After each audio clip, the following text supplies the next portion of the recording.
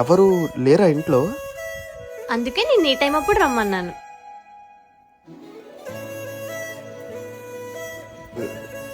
ఏం చేయాలి? ఏం చేస్తావు?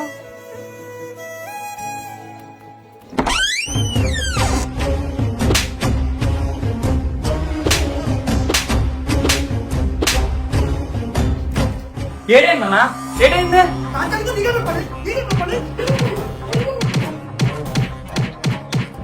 ఈ టైంలో ఈ టైం ఎక్కడ పని వీడికి సెల్లుడు చేయలేకపోతున్నాను వీడు.